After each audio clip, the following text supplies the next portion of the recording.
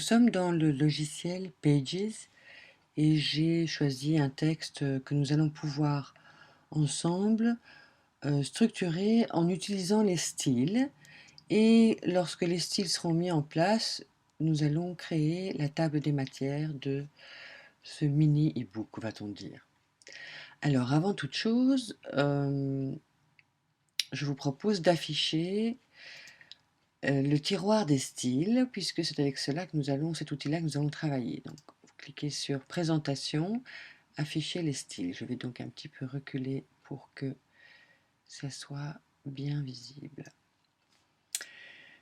Et donc, nous allons en fait utiliser pour l'instant les styles par défaut proposés par Pages. Je vous montrerai ensuite, dans la vidéo suivante, comment créer vos propres styles de façon à pouvoir personnaliser la présentation de vos écrits, de vos documents.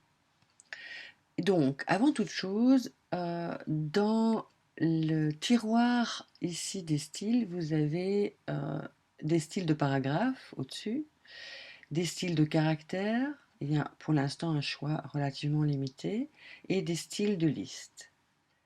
Donc, on va travailler avec ça de façon pour simplifier l'approche. Ça pourra évidemment s'élaborer par la suite au fur et à mesure qu'on va pouvoir personnaliser les styles. Donc, je vais d'abord attribuer à mon titre principal, ici, chapitre 1, un style bien précis et je vais choisir titre. Voilà. Voilà comment ça se configure. C'est souligné, c'est en gras et c'est en caractère plus grand. Ensuite, je vais d'abord attribuer aux sous-titres un autre affichage, choisir sous-section ou 1 ou sous-section 2 ou sous-section 3. Je vais choisir sous-section 3, c'est très bien pour chacun de ces titres. Sous-section 3, sous-section 3, vous allez comprendre pourquoi c'est important de choisir un style bien clairement nommé, parce qu'on va évidemment bien sûr par la suite avoir besoin de retrouver ces styles. Ensuite, je vais définir ici un style de paragraphe en choisissant corps. Voilà. Je définis le corps de mon texte partout de la même façon.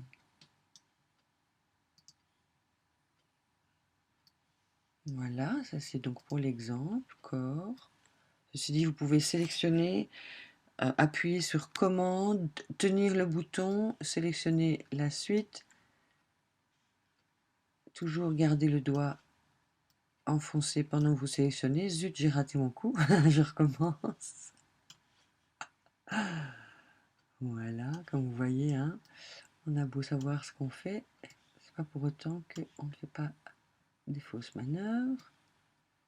Voilà, tout mon style de paragraphe sera corps. Voilà, partout il est défini de la même façon. Et vous allez cliquer sur Insertion,